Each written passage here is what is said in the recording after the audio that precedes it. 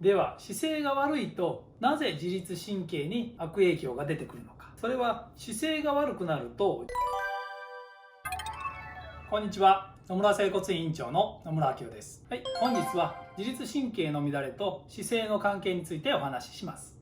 姿勢が大切だというのは誰もがご存知のことと思います。悪い姿勢で長時間過ごすことで当然自律神経にも影響が出てきます。では姿勢が悪いとなぜ自律神経に悪影響が出てくるのか。それは姿勢が悪くなると重心が狂います。それを支えるために筋肉は余分な仕事をしなければなりません。そうすると体の感覚が狂って感覚異常が起こります。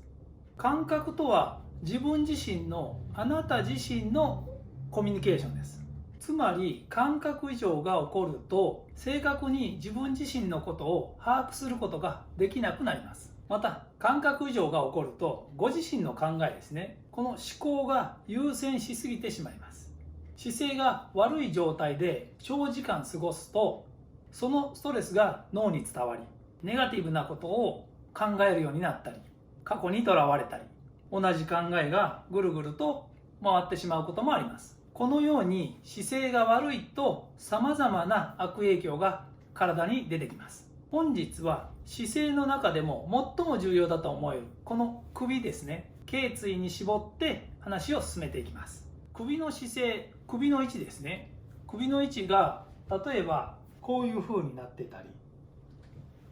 こういう感じに、なってたり、これはスマホを長時間使うと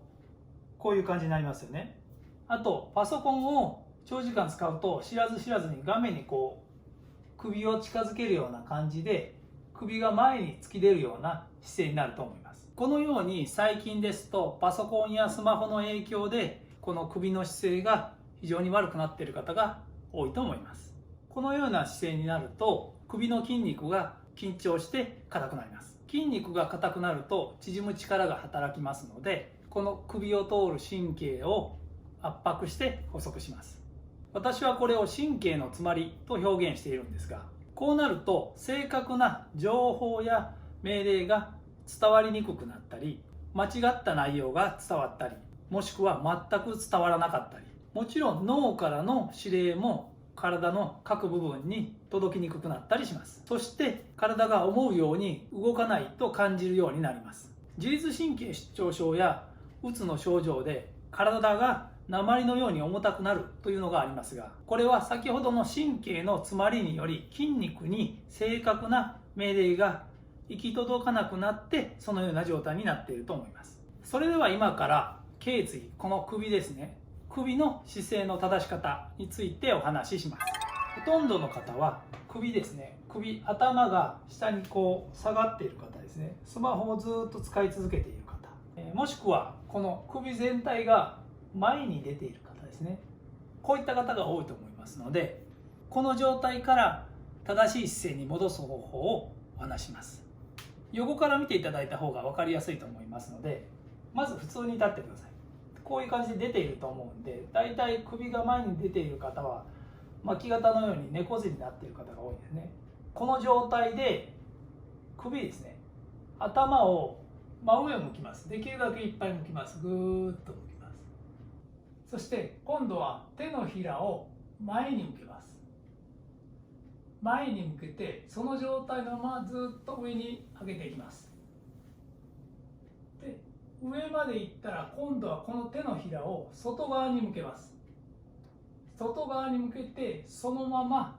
肩のラインですね、真下に下ろすような感じ。下ろしていただいて、ちょうど手のひらが外側を向いていると思いますので、その状態で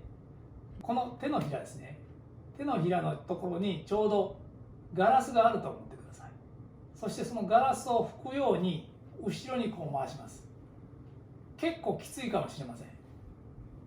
これを3回ぐらい行います。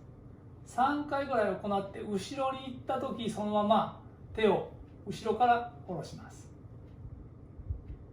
そしてその状態で顎を引くような感じで姿勢を正します。これで正しい姿勢になっていると思いますので、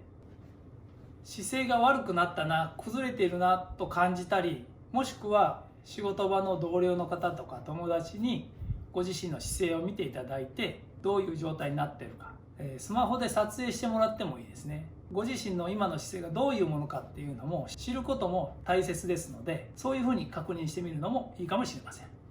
はい、本日は自律神経の乱れと姿勢の関係についてお話ししました。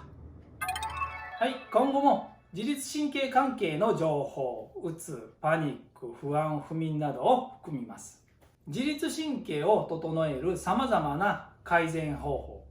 エクササイズ、ワーク、思考の切り替え方、心理学などを紹介していきます。それらを見ていただいて改善策、予防策としてご利用いただければ嬉しく思います。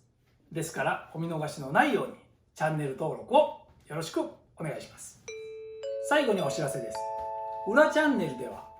公の場ではちょっと話せないなというような医療業界の裏話的な内容も含めてお話ししています。これはメールマガジンに登録していただいた方のみにお知らせしています。メールマガジンの登録方法は下の説明欄にリンクを貼っていますので、そちらから登録をよろしくお願いします。それではまた次回の動画でお会いしましょう。